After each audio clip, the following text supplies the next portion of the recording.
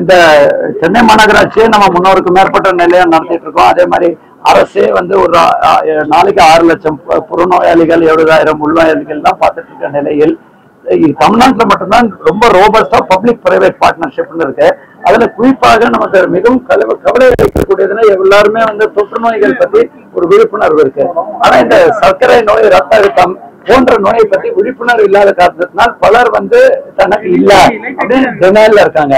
அதுக்கு வந்து முத்தாய்ப்பா இன்னைக்கு காவேரி மருத்துவமனை வந்து 100 நாட்கள்ல 100 இடங்கள்னு சொல்லி டிஷும் டயபெட்டிஸ்னு சொல்லி ஒரு வாகனத்தை சென்னையில உள்ள பட்டி தொட்டி எல்லாத்துக்கும் அனுப்பக்கூடிய நிகழ்ச்சி. அது மட்டும் இல்லாமல் ஒரு சர்க்கரை நோய் சர்க்கரை அப்படிங்கிற டயபெட்டிஸ்ங்கிற போது நிறைய பேர் என்ன நினைக்கிறாங்கன்னா இந்த பிளட் சுகரை மட்டும் பாத்துக்கிறாங்க. பட் வந்து மல்டி ஃபேக்டோரியல், சிலது ஜெனட்டிக், நம்ம எப்படி நம்ம அப்பா அம்மாக்கு இருக்காது அப்படி இருந்தா கூட இன்னைக்கு நமக்கு ஒரு மன அழுத்தம் இருக்கக்கூடிய வாழ்க்கை, எந்திரமயமான வாழ்க்கை, ஃபாஸ்ட் ஃபுட்டு, அதே மாதிரி சிடென்டரி லைஃப் ஸ்டைலு, நிறைய உடற்பயிற்சி பண்ணாத காரணத்தினால் பலருக்கு வந்து இப்போ சென்னையிலேயே நீங்க பாத்தீங்கன்னா ரஃப்லி ஒரு 10 ஆண்டுக்கு முன்னாடி 16 விழுக்காடு இருக்கும். 100 பேர் பார்த்தா 16, இன்னைக்கு 22 விழுக்காடுக்கு மேல இருக்கிறதா சில ஆராய்ச்சிகள் சொல்றது.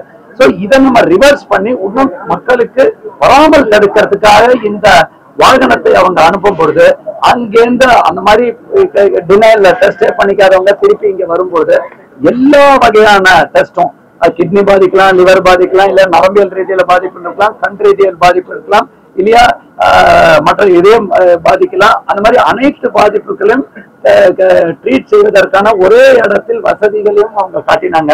ஸோ அது ரொம்ப சந்தோஷமா இருந்தது. அதே மாதிரி அரசை பொறுத்தவரை மாநகராட்சியில இருக்கக்கூடிய இந்த டெஸ்ட்ல மக்களை தேடி மருத்துவத்தை வரக்கூடியவங்களுக்கு நம்ம அரசுல இலவசமா கொடுத்தா கூட அந்த மாதிரி ஏதாவது ஒரு தேவைப்பட்டால் இவங்களும் எங்களுக்கு முழு ஒத்துழைப்பு தொடர்ந்து நல்கிடுறாங்க. அவர்களுக்கும் குறிப்பா டாக்டர் பரணிதரன், டாக்டர் அரவிந்தன் மற்றும் அவங்க கூட இருக்கக்கூடிய அந்த உணவை சார்ந்த இது இன்னைக்கு உணவுல ஃபர்ஸ்ட் நம்ம வராம தடுக்கணும். அதுக்கு மேல வந்ததுன்னாக்க உடற்பயிற்சி மூலமா தவிர்க்கணும். அதுக்கப்புறம் உணவில் மாற்றங்கள் மூலமா தவிர்க்கணும்.